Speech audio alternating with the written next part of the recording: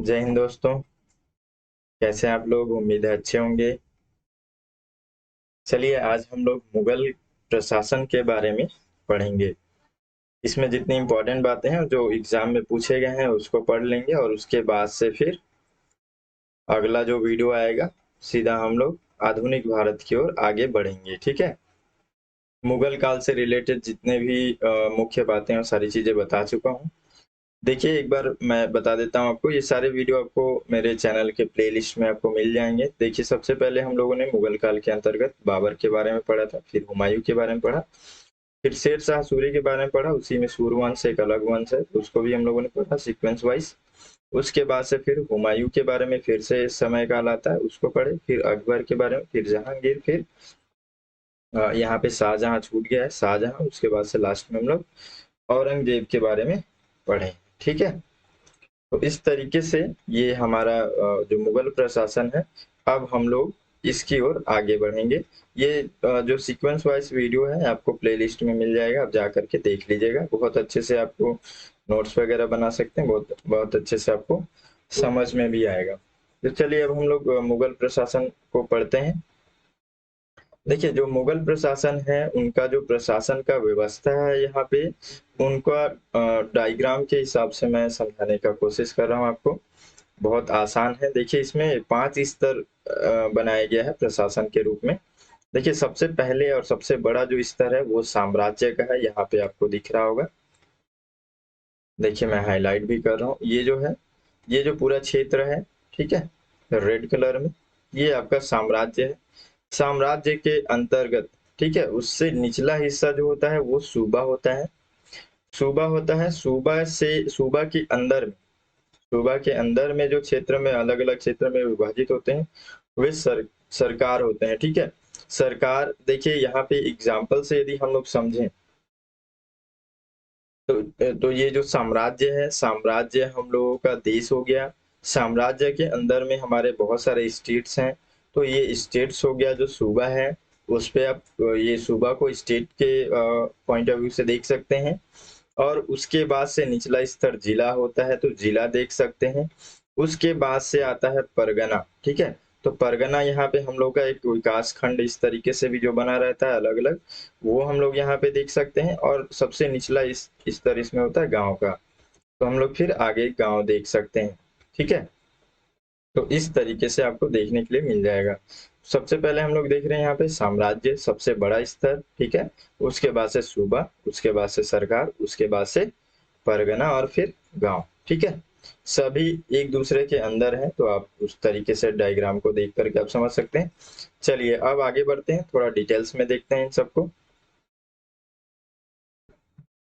देखिए मुगल प्रशासन के अंतर्गत हम लोग देखते हैं पहले केंद्रीय प्रशासन किस तरीके का था। ठीक है। देखिए केंद्रीय प्रशासन के अंतर्गत जो बादशाह है, ठीक है, जो जो राजा है वो सबसे मुख्य व्यक्ति होता था यहाँ पे। और उसी के अंतर्गत वो जो बादशाह जो होता था वो सेनापति उसी के अंतर्गत होता था। और सर्वोच्च न्यायदाता भी वही होता था, इस्लाम का संरक्षक भी वही होता था। ठीक है। तो बादशाह का यहाँ पे ये सारी चीजें मुख्य भूमिका होती थी।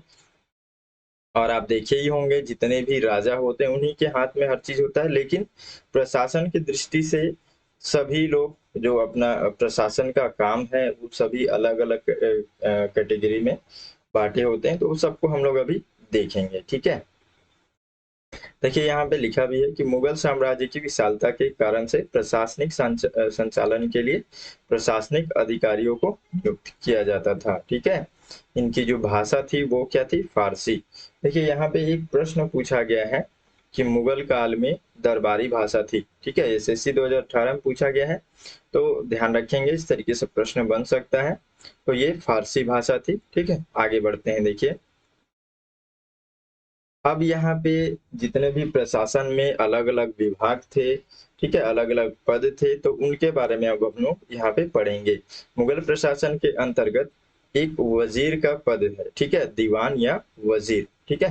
तो जो दीवान है मोस्ट इम्पोर्टेंट है, इसमें याद क्या रखना है आपको कि दीवान जो होता था वो किस कार्य के लिए जाना जाता था। तो यहाँ पे जो दीवान है वो राजस्व एवं वित्तीय विभाग का मुखिया होता था, मुख्य होता था, प्रधान होता था। ठीक है, देखिए दीवान ही शाही खजाने का प्रबंधन भी करता था, हिसाब की जांच वगैरह करता था। दीवान के नियंत्रण में ही करों का पूरा वसूली और उसकी रकम के विषय में भी निर्धारण होता था। तो दीवान का यहाँ पे मुख्य काम आपको फोकस रखना, यहाँ पे ध्यान रखना, याद रखना है, क्योंकि प्रश्न इसी तरीके से बनते हैं। तो ये दीवान के बारे में हो गया। आगे देखते हैं।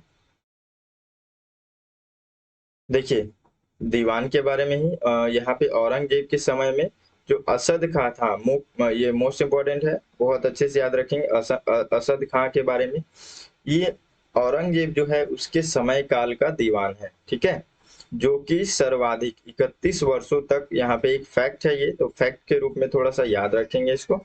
जो असद खां था वो सबसे मतलब ये जो मुगल प्रशासन है उसमें सबसे अधिक समय तक का दीवान था ये। ठीक है, दीवान या वजीर कह सकते हैं। ठीक है, अकबर के समय में उसका वित्तीय विभाग जो है वहां पे विभाग के अंतर्गत जो दीवान थे वो लोग, यहाँ पे देखिए नाम उन लोग का है कि मुजफ्फर खां, ठीक है, राजा टोडरमल, मोस्ट इंपॉर्टेंट, उसके बाद से शाह मंसूर।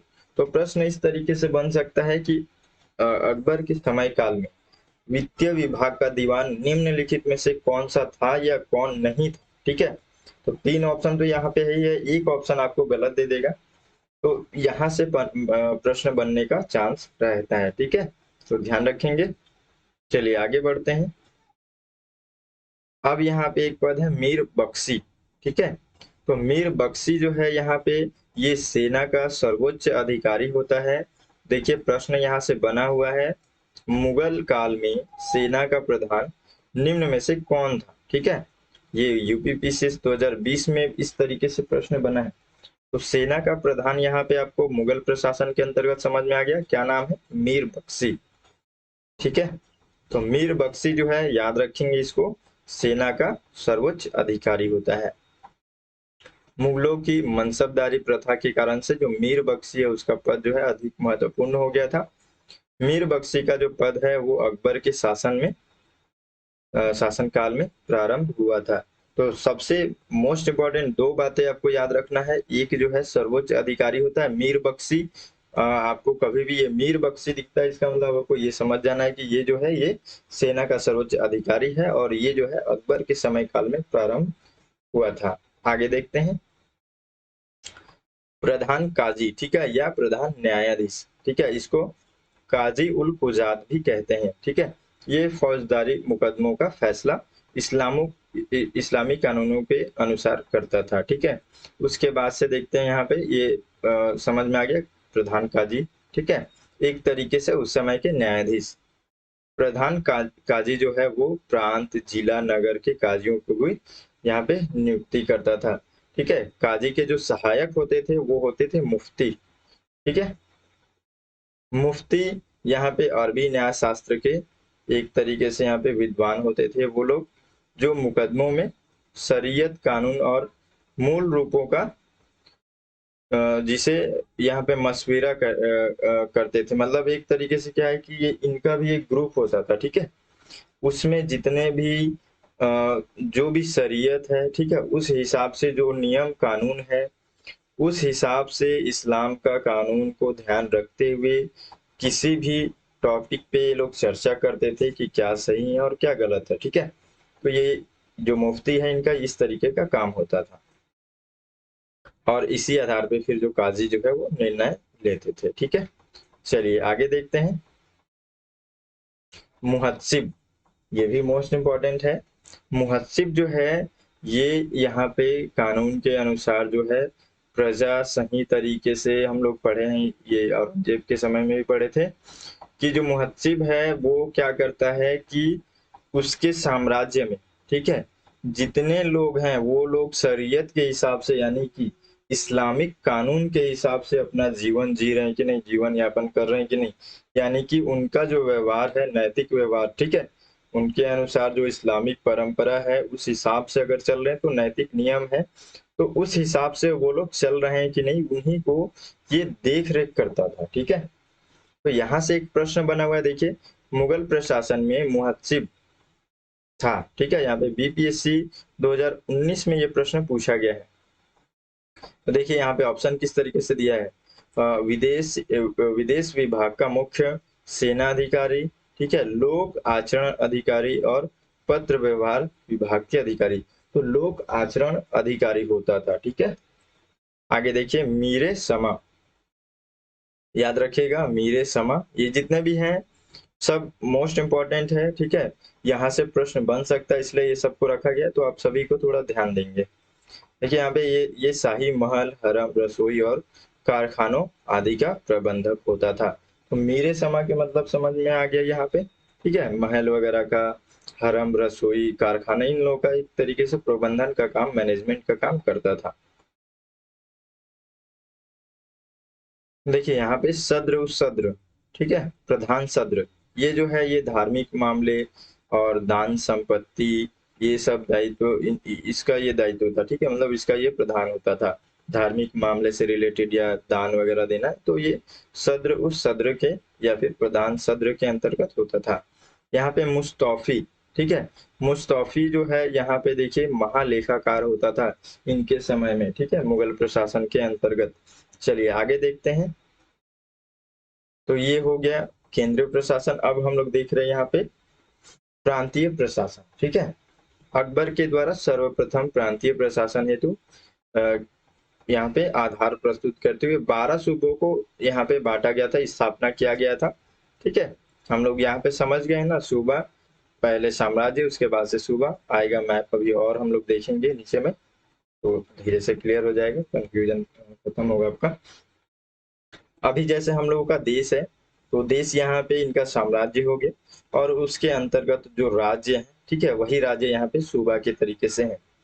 तो इसकी स्थापना की गई, किंतु बाद में 3 नए और सूबे यहाँ पे बने। ये एक है बरार, ठीक है, खानदेश और अहमदनगर। ठीक है, तो ये सब शामिल होने के बाद से इनकी संख्या कितनी हो गई, 15 हो गई। औरंगजेब के शासनकाल में ये 20 हो गया था, तो आप ध्यान रख सकते हैं। उसके बाद से देखिए सूबेदार जो होता है वो सूबे का प्रमुख होता है। तो इस तरीके से यदि प्रश्न यहाँ से बनता है कि सूबे का प्रमुख कौन होता था, तो सूबेदार होता था। ठीक है, इसकी स्वयं सेना भी होती थी, साथ ही साथ यहाँ पे ये सूबे में कर एकत्रण का, न्याय आदि सभी का फैसला भी सूबेदार करता था। ठीक है, देखिए आगे जिले का प्रशासन देखते हैं। प्रत्येक सूबा यहाँ पे कई सरकारों में या जिलों में बटा हुआ था। सरकार यहाँ पे बोला जाता है, तो सरकार उस समय का सरकार मतलब ये जिले का ही एक दूसरा नाम है। ठीक है, देखिए यहाँ पे आपको फिर से एक बार दिख जाएगा साम्राज्य, साम्राज्य के बाद उसके अंदर आया सूबा, सूबा के अंदर आया सरकार या जिला। तो हम लोग अभी जिला पढ़ रहे हैं या सरकार पढ़ रहे हैं। ठीक है, यहाँ पे देखिए फौजदार जो होते हैं वो जिले के प्रमुख सैन्य अधिकारी होता है, और इसी के अधीन, ठीक है, एक सैनिक दल भी होता है जो जिले का पूरा शांति सुरक्षा व्यवस्था का प्रबंधन देखता है। ठीक है, आगे देखते हैं,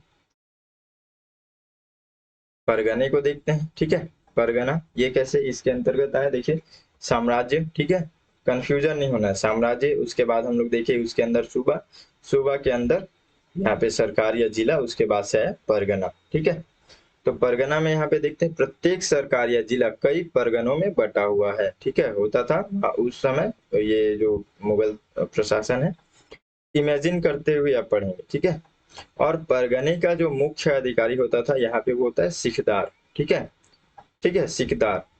तो ये परगने का प्रमुख अधिकारी होता था, परगने की शांति सुरक्षा वगैरह का देख रेख करने का, सारा व्यवस्था जो करने का जिम्मेदारी जो होता था सिखदार के पास होता था। ठीक है, और यहाँ पे जो आमिल होता था ये परगने का वित्त अधिकारी होता था। ठीक है, पंचायती राज के कारण से जो है आजकल आप देखेंगे कि हिस्ट्री में भी ये कॉन्सेप्ट आ गया है कि जो एग्जामिनर्स होते हैं यहाँ से भी जितना नीचे लेवल का जो गांव परगना इस तरीके का जो अभी हम लोग प्रशासन में पढ़ रहे हैं, ये सारी चीजें वो लोग देखना शुरू कर दिए। ठीक है, तो इधर से प्रश्न बनता है, तो ध्यान रखेंगे। चलिए आगे देखते हैं, ग्राम प्रशासन में देखते हैं। ग्राम प्रशासन थोड़ा और अच्छे से ध्यान रखेंगे। देखिए मुगल प्रशासन में जो गांव है वो एक स्वायत्त संस्था थी, ठीक है, स्वतंत्र संस्था थी, ठीक है। उस पे इस तरीके से डायरेक्टली कंट्रोल नहीं होता था, ठीक है, राजा का। और देखिए, जिसके प्रशासन का कार्य जो होता था मुगल अधिकारियों के अधीन, यहाँ पे एक तरीके से नहीं था, उनके द्वारा नहीं किसी भी तरीके से नहीं किया जाता था। भू राजस्व के मुख्य अधिकारियों, यहाँ पे देखिए मुख्य अधिकारियों में 3 लोग को ध्यान रखेंगे। एक तो इनका नाम खुद होता था, ठीक है, खुद या मुकद्दम या चौधरी, ठीक है। तो ये लोग जो होते थे ये ग्राम प्रशासन के प्रमुख अधिकारी होते थे और इन्हीं लोग सारा मैनेजमेंट देखते थे। अलग से राजा का यहाँ पे किसी भी तरीके से प्रभाव नहीं होता था। देखिए, ग्राम प्रधान की जो सहायता है उसको करने के लिए यहाँ पे पटवारी होता था, ठीक है। तो यहाँ पे 2 पद को थोड़ा ध्यान रखेंगे, ठीक है। एक तो मुख्य अधिकारी होगा खुद या मुकद्दम, और यहाँ पे चौधरी, ठीक है। ये 3 लोगों को यहाँ पे ध्यान रखेंगे और इनकी सहायता करने के लिए कौन रहेगा? पटवारी रहेगा, ठीक है। तो इस तरीके से एकदम क्लियर अपने दिमाग में आप याद रखते चलिए। चलिए आगे देखते हैं आप। देखिए, यहाँ पे एक बार मैं और थोड़ा सा सामने शॉर्ट करके क्लियर करने का प्रयास कर रहा हूँ। देखिए, जो साम्राज्य है, ठीक है, साम्राज्य हम लोग देखें तो साम्राज्य के अंतर्गत सबसे मुख्य अधिकारी कौन है? बादशाह, ठीक है, या फिर राजा। और उसके बाद जो साम्राज्य है उसी के अंदर सूबा है, कई सूबों में बटा हुआ है वो, तो वहां का प्रमुख जो होगा सूबेदार होगा। और उसके बाद से सरकार या जिला है, तो वहां का जो प्रमुख होगा फौजदार होगा, ठीक है। उसके बाद से परगना है जो कि जिले के अंतर्गत है, ठीक है। कई जो जिले हैं वो कई परगनों में फिर बटे हुए हैं, तो उनका जो प्रमुख होगा सिकदार होगा। और जो गांव है स्वतंत्र यहाँ पे स्वतंत्र इनका व्यवस्था होता है। तो इस हिसाब से यहाँ पे देखेंगे इनका प्रमुख खुद होता है या मुकद्दम या चौधरी, ठीक है। और इनकी सहायता के लिए एक पटवारी होता है। तो इस तरीके से हम लोग इनका प्रशासन देखे हैं। और कुछ और मोस्ट इंपॉर्टेंट बातें देखना है हम लोग को। देखिए, मनसबदारी व्यवस्था, ठीक है, मनसबदारी व्यवस्था मोस्ट इंपॉर्टेंट है। यहाँ पे भले ही आपको प्रश्न नहीं दिख रहा है, मैं प्रश्न ऐड नहीं किया हूँ, लेकिन ये मोस्ट इंपॉर्टेंट है। बहुत अच्छे से आपको समझने का यहाँ पे प्रयास करना है और याद रखना है, ठीक है। ये जो मनसबदारी ये व्यवस्था है ये दशमलव पद्धति पे आधारित था। पहला पॉइंट इसमें याद रखना है आपको।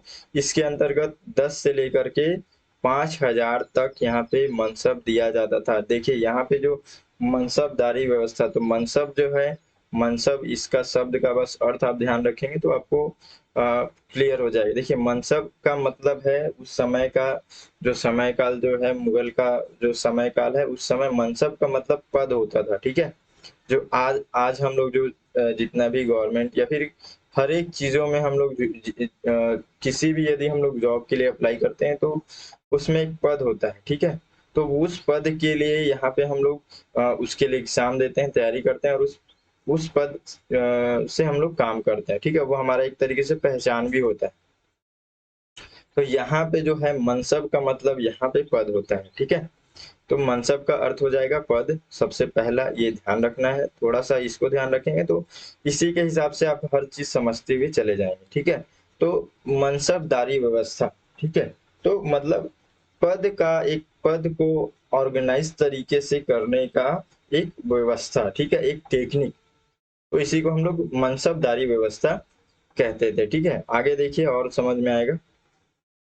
मनसबदार का यहाँ पे आशय ऐसे व्यक्तियों से था जो राजकीय नौकरी में थे, जैसे कि सैन्य, नागरिक और अमीर कुलीन, सभी ये शामिल थे इसमें। आगे इसी में देखते हैं। देखिए, सरकारी सेवा में मनसब उसकी स्थिति का सूचक होता था, ठीक है। तो वहाँ यहाँ पे मैं बताया कि उनका जितना भी काम होता है, तो अगर कोई भी व्यक्ति किस पद पर है इसको जानने का जो टेक्निक है यहाँ पे, तो वो पद के हिसाब से ही हम लोग को पता चलेगा कि हाँ, ये व्यक्ति पुलिस है, ये व्यक्ति पटवारी है, ये व्यक्ति इस रैंक का ऑफिसर है। तो इस तरीके से ही इनका भी एक व्यवस्था था, ठीक है। तो ये जो मनसब है, मनसब का मतलब है कि उनका स्थिति उसी से जानने को मिलता था, ठीक है।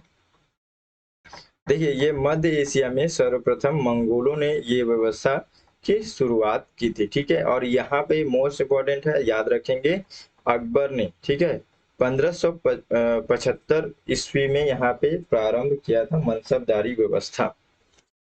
मनसबदारी व्यवस्था से पहले मध्यकालीन भारत में यहाँ पे कैसी व्यवस्था थी? यहाँ पे देखिए सैनिक अधिकारी, ये लोग इस तरीके से अलग अलग थे, सैनिक अधिकारी, लेखा अधिकारी और बुद्धिजीवी वर्ग। ठीक है, तो इनका इस तरीके का कैटेगरी था जब मनसबदारी व्यवस्था नहीं आया हुआ था मध्यकालीन के समय में। ठीक है, यानी कि मुगल से पहले का बताया जा रहा है। तो यहाँ पे जो है अकबर क्या करता है, इन तीनों को मर्ज कर देता है। इन तीनों को मर्ज करने के बाद से इनको हम लोग अभी मनसबदारी व्यवस्था कहते हैं। ठीक है, तो अब इनका जो व्यवस्था है वो रैंकिंग के हिसाब से करता है। तो आगे देखते हैं हम लोग इसी के बारे में।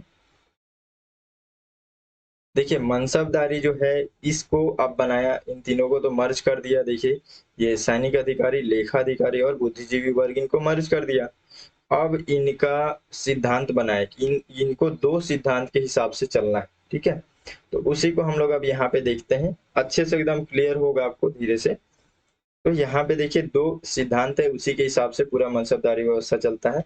सबसे पहला यहाँ पे है एक कि जो जितने भी सभी जो मनसबदार हैं वो यहाँ पे व्यक्तिगत रूप से जो होंगे सम्राट के अधीन होंगे। और दूसरा, प्रत्येक जो मनसबदार है वो दो पद दिए जाएंगे, यानी कि दो कैटेगरी में उनको फिर से विभाजित किया जाएगा। अभी मैं उसको और अलग से आपको समझाऊंगा। बस अब यहाँ पे देखिए, देखिए वो दो कैटेगरी क्या है, एक है जात, एक है सवार। ठीक है, तो हम लोग इसको जात पद कहते हैं। ठीक है, और इसको सवार पद कहते हैं। तो जो जात पद है, जात पद क्या है, जात पद में यहाँ पे ध्यान रखेंगे कि ये भी एक मनसबदारी व्यवस्था के अंतर्गत है, मनसबदार ही है ये लोग भी। ठीक है, इनका एक व्यक्तिगत दर्जा है और ये थोड़ा से ऊपर लेवल के अधिकारी। ठीक है, वरिष्ठ, ये लोग थोड़ा सा वरिष्ठ टाइप के। यदि किसी कैटेगरी को, सबका अपना अपना एक, हम लोगों में भी grade A, grade B, grade C, इस तरीके से जो होता है ना, बस यहाँ पे वही पद का ये सूचक है। ठीक है, तो यदि कोई यहाँ पे ग्रेड ए का ऑफिसर है तो हम लोग उसको अलग तरीके से देखते हैं। ठीक है, यहाँ पे भी वैसे ही जो जात पद के अंतर्गत अगर कोई व्यक्ति है तो ये माना जाता है कि वो वरिष्ठ है, वो कुछ ज्यादा ही बुद्धिजीवी है। ठीक है, तो इस तरीके से होता था और जात पद के हिसाब से ही उनका वेतन का निर्धारण किया जाता था।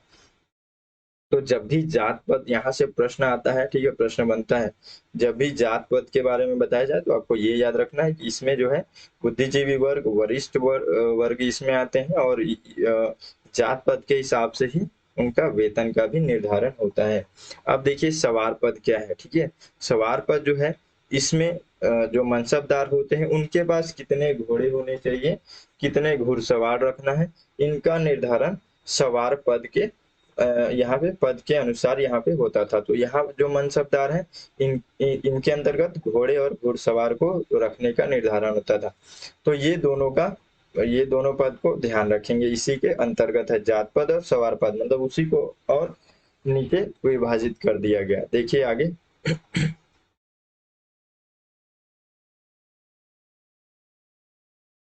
देखिए जो जहांगीर है, ये जहांगीर ही है यहाँ पे, जो कि सवार पद के अंतर्गत आगे चल करके मतलब मनसबदारी व्यवस्था में थोड़ा और वो सुधार करता है।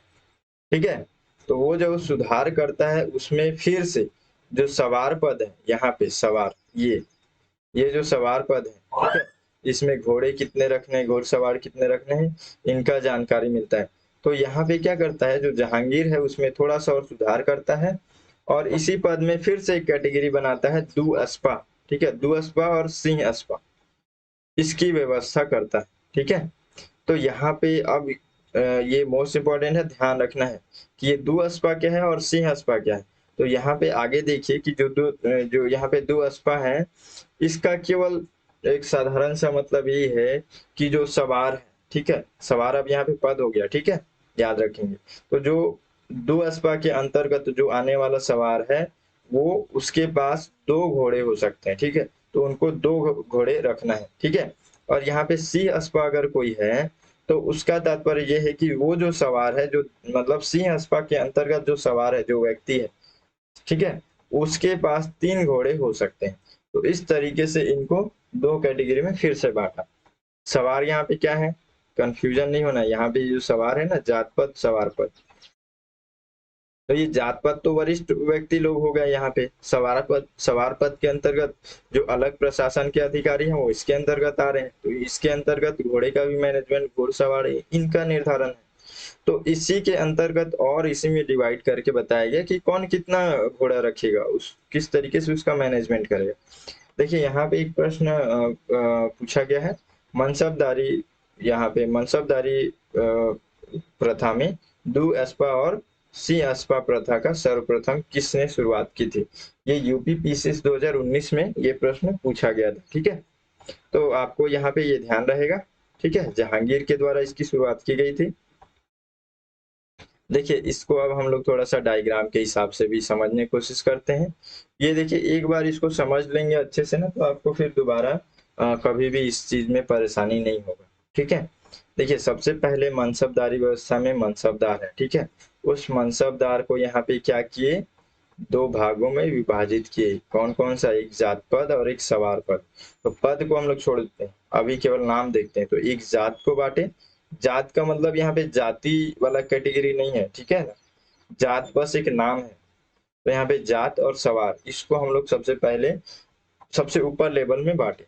ठीक है, तो जो जात होते हैं यहाँ पे वो लोगों का क्या कैटेगरी है, वो लोग ए रैंक के अंतर्गत अधिकारी हैं, बुद्धिजीवी हैं, वरिष्ठ अधिकारी हैं। ठीक है, एक कैटेगरी उसी में किया गया जो कि सवार पद है। ठीक है, सवार।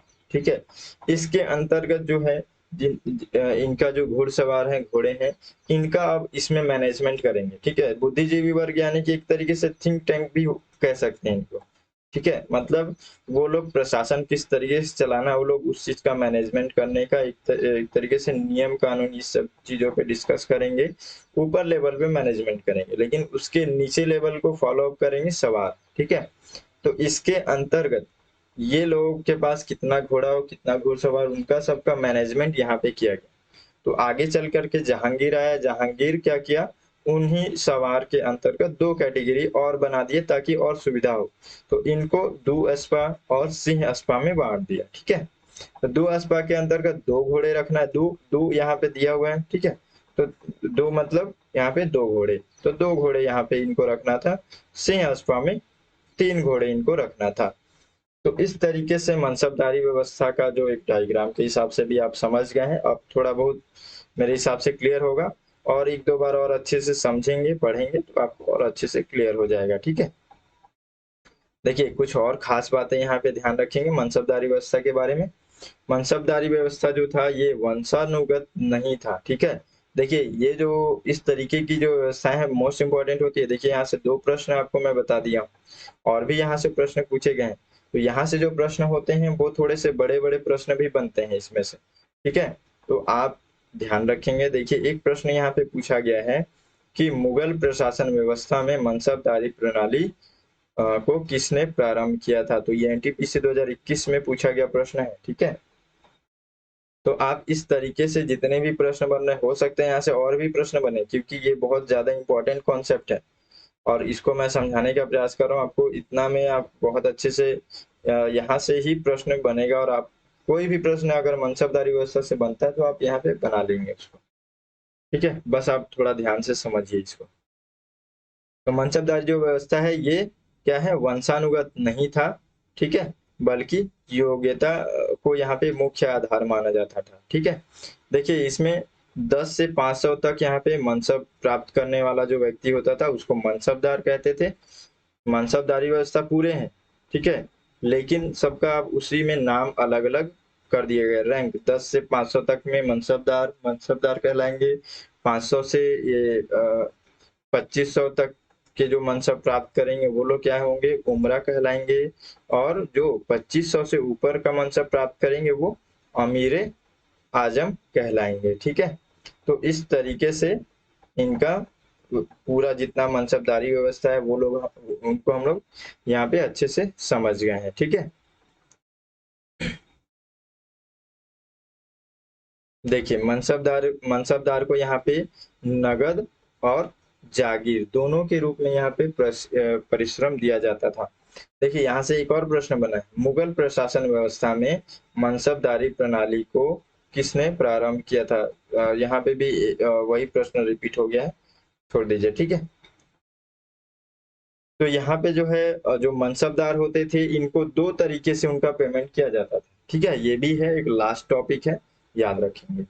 मनसबदार को नगद और जागीर दोनों के रूप में यहाँ पे दिया जाता था, लेकिन जो भी मनसबदार है जिसको जहांगीर दिया जाता था, ठीक है, सॉरी जागीर दिया जाता था, उनको जागीरदार कहा जाता था। ठीक है, यहाँ पे समझ में आ रहा है आपको कि अगर कोई व्यक्ति जो है, जो कि अधिकारी है यहाँ पे और उसको पेमेंट देना, ठीक है, तो जो राजा जो है उसको क्या कर दिया, एक जगह जमीन दे दिया उसको, तो उसको जागीरदार कहेंगे। ठीक है, तो यहाँ पे एक कॉन्सेप्ट है कि यहाँ पे देखिए, तो कहा जा सकता है कि सभी जागीरदार जो है वो मनसबदार थे, सभी जागीरदार जो है मनसबदार थे, लेकिन सभी मनसबदार जागीरदार नहीं थे। क्यों नहीं थे? क्योंकि मनसबदार तो सभी हैं, लेकिन मनसबदार के अंतर्गत पेमेंट के रूप में किसी को जमीन मिल गया तो वो जागीरदार हो गया, जिसको पेमेंट मिला वो मनसबदार का मनसबदार ही है। ठीक है, तो इसलिए यहाँ पे कहा गया है कि जो जागीरदार रहेगा वो मनसबदार तो रहेगा, लेकिन हर एक कोई मनसबदार जो है वो जागीरदार नहीं हो सकता। इसलिए नहीं हो सकता क्योंकि उसको हो सकता है कि नगद पेमेंट मिल रहा है, तो उसको हम लोग जागीरदार के अंतर्गत नहीं रखेंगे। ठीक है, क्लियर है? ठीक है, आगे देखते हैं, चलिए।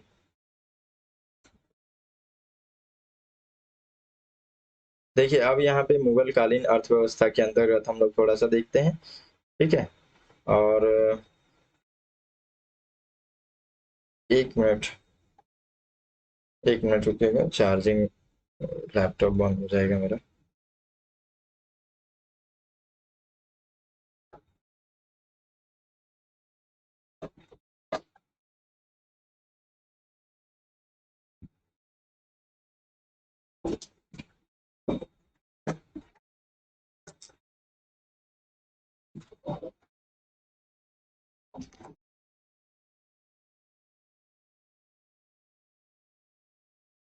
चलिए, अब हम लोग देखते हैं मुगल कालीन अर्थव्यवस्था के बारे में। ठीक है, थोड़ा सा और धैर्य रखिएगा, अच्छे से ये समझ में आ जाएगा, तो फिर आपको एक तरीके से आपका ये जो मुगल कालीन जो व्यवस्थाएं हैं, सारी चीजें बहुत अच्छे से समझ में आ जाएगा, बहुत अच्छे से आपका नोट्स बन जाएगा, बहुत अच्छे से आपका तैयारी भी हो जाएगा।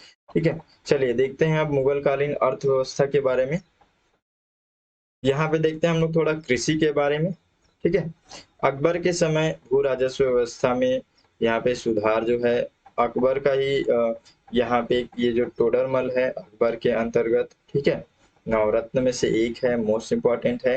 तो ये जो था, ये टोडरमल जो था, ये थोड़ा सा क्या है कि कृषि के क्षेत्र में एक कृषि के क्षेत्र में क्या बोले यहाँ पे, हम लोग यहाँ पे बोल सकते हैं कि टैक्सेस के क्षेत्र में, ठीक है, एक सुधार करने का प्रयास करता है। ठीक है, तो टोडरमल जो है वो अकबर के समय में शाही दीवान था, इस पद पे वो नियुक्त था। ठीक है, और टोडरमल ही है यहाँ पे, ये सब जो मैं बता रहा हूँ ये मोस्ट इम्पोर्टेंट है, याद रखिएगा, अच्छे से याद रखिएगा उनकी। टोडरमल जो है वो 1580 के समय में आईने दस साला, ठीक है, आईने 10 साला करके एक नया व्यवस्था यहाँ पे शुरुआत करता है। ये जो व्यवस्था है, इसको अगर सिंपल भाषा में हम लोग देखें तो कृषि का एक कैटेगरी कर यहाँ पे अलग अलग व्यवसाय करता है, जिससे कि उसको एक जो कृषि का जो क्षेत्र है, कृषि के अंतर्गत जो उनका जो उपज है उसके हिसाब से कितना किस पे टैक्स लगाना है, ये सारी चीजों को अच्छे से मैनेजमेंट किया जा सके। ठीक है, तो उसके लिए ये आईनाए दहसाला नामक एक व्यवस्था प्रारंभ करता है।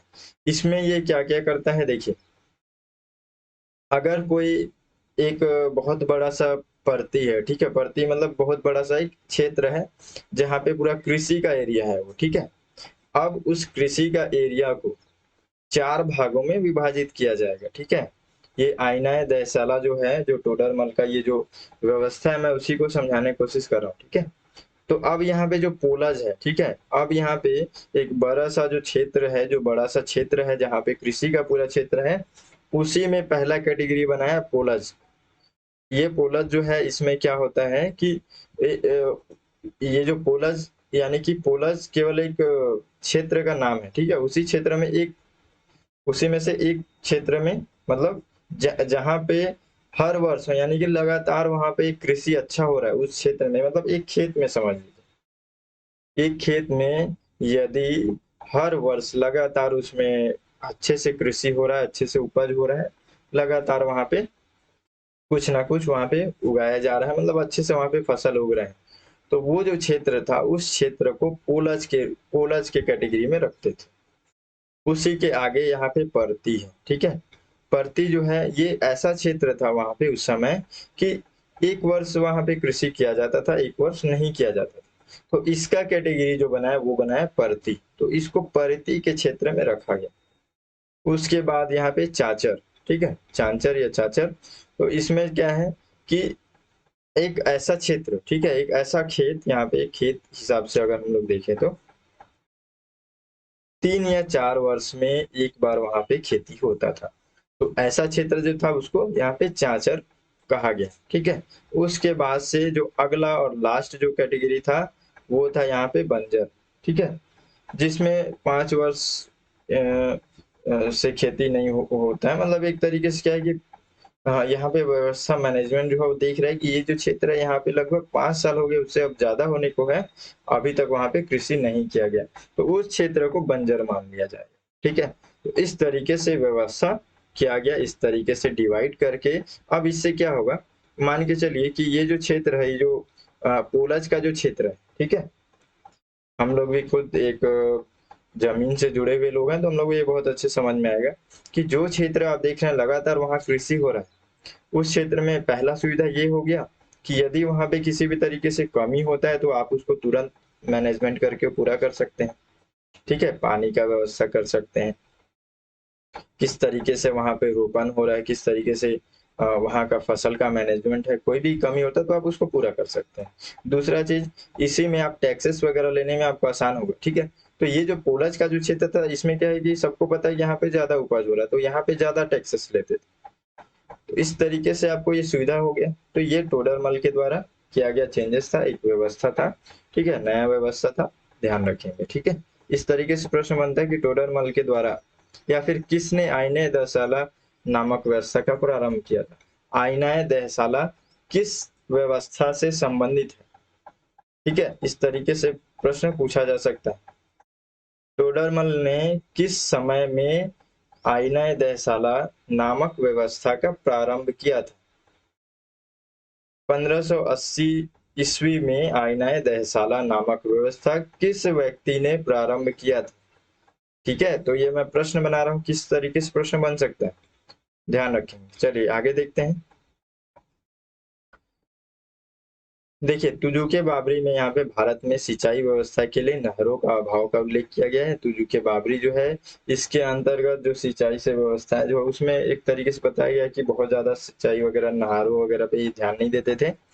आगे देखते हैं।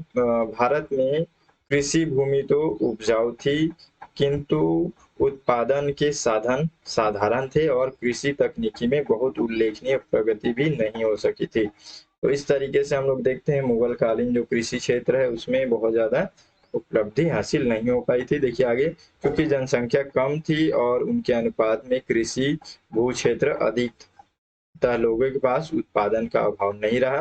तो इस तरीके से भी अगर लोगों को कोई चीज का कमी नहीं है तो लोग बहुत ज्यादा उत्पादन भी क्यों करेंगे, इस तरीके का था। देखिए यहाँ पे जो शाहजहां जो है थोड़ा सा याद रखेंगे, इसमें फैज और शाह करके दो दो इस नाम से दो नहर बनाता है, ठीक है, तो उसका वो निर्माण करवाया था, तो उस नहर का नाम याद रखेंगे। हो सकता है इस तरीके से पूछ लिया जाए कि फैज और शाह, ठीक है, किससे संबंधित है, या फैज और शाह नामक नहरों का निर्माण किसने करवाया था, तो शाहजहां के द्वारा हुआ था। कृषि व्यवस्था को उन्नत करने की कोशिश की थी शाहजहां ने, ठीक है। इस तरीके से भी पूछा जा सकता है कि मुगल कालीन व्यवस्था के अंतर्गत किस शासक ने कृषि व्यवस्था को उन्नत करने की कोशिश की थी, ठीक है। चलिए आगे देखते हैं। यहाँ पे मुगल काल में अकालों की चर्चा तत्कालीन इतिहासकारों और विदेशी यात्रियों दोनों के द्वारा की गई है। देखिए यहाँ पे बदायूनी जो है ये बताता है कि अकबर के शासन काल में अकाल व महामारी दोनों का प्रकोप यहाँ पे मिलता है। 1630 से 31 में शाहजहां के शासन में गुजरात व दक्षिण के भीषण अकाल जिसका उल्लेख लाहौरी और पीटर मुंडी के द्वारा भी यहाँ पे ये लोग भी करते हैं, ठीक है। यानी कि उस समय अकबर के शासन काल में बहुत ज्यादा अकाल भी आया था और उस समय उसको मैनेजमेंट भी किया था। तो इस तरीके से यहाँ पे उल्लेख मिलता है कि इनके शासन काल में अकाल भी आए हुए थे, ठीक है। मुगल शासकों द्वारा आपदा प्रबंधन या राहत के कार्य में भी का भी उल्लेख यहाँ पे मिलता है। मतलब वो लोग इस चीज से लड़ने का भी प्रयास किए थे, इसका प्रबंधन भी अच्छे से किए थे, ठीक है। इसका भी उल्लेख मिलता है।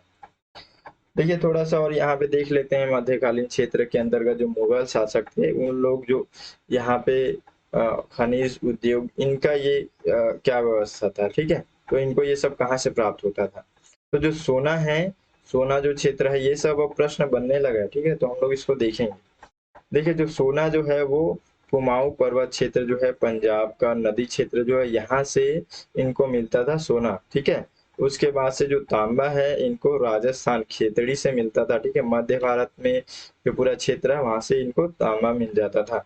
संगमरमर जो है ये मकराना क्षेत्र से मिलता था, ठीक है, राजस्थान के अंतर्गत। हीरा गोलकुंडा से इनको हीरा मिल जाता था, ठीक है। उसके बाद से लोहा, लोहा जो है कश्मीर, बंगाल, बिहार और इलाहाबाद से इनको लोहा मिल जाता था। बस थोड़ा सा और लास्ट है अब। देखिए आगे वस्त्र उद्योग के अंतर्गत देख लेते हैं हम लोग। वस्त्र निर्माण हेतु यहाँ पे रुई का जो उत्पादन है लगभग संपूर्ण देश में होता था। तो इस तरीके से प्रश्न बन सकता है। मोस्ट इम्पोर्टेंट है, अच्छे से याद रखेंगे ये सब चीज, ये सब जितना भी चीजें हैं सब बहुत ज्यादा इंपॉर्टेंट है, ठीक है। थोड़ा सा ध्यान रखेंगे। चलिए आगे देखते हैं। सूती वस्त्र के लिए बंगाल और गुजरात विशेष रूप से लोकप्रिय थे। तो सूती वस्त्र के लिए मुगल कालीन के अंतर्गत, मुगल कालीन शासन काल के अंतर्गत सूती वस्त्र के लिए कौन से क्षेत्र बहुत ज्यादा विशेष लोकप्रिय थे। तो बंगाल और गुजरात याद रखेंगे।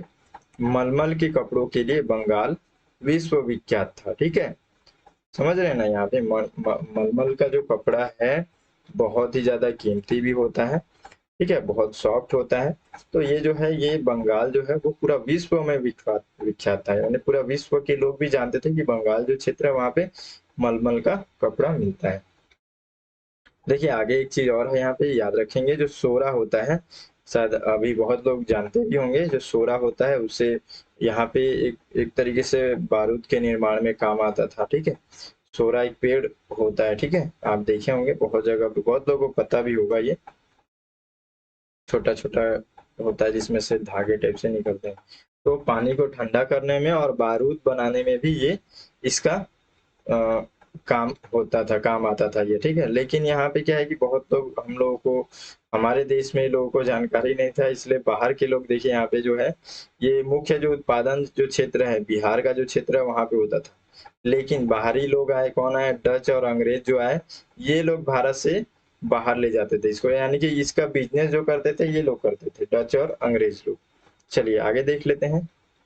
अब यहाँ पे है एक हुंडी। हुंडी ये भी एक शब्द है, एक वर्ड है, याद रखेंगे। ये भी यहाँ से भी प्रश्न बनता है, यूपीएससी में भी ये प्रश्न पूछा गया है।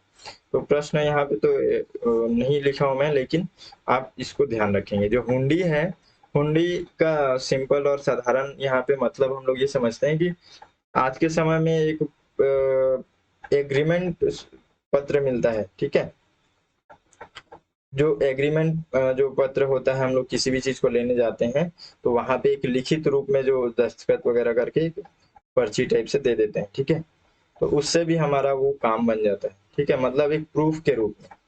तो उस समय को इसी प्रकार से जो मैं अभी जो बताया, उस समय यहाँ पे हुंडी नाम से प्रचलन में था ये, ठीक है।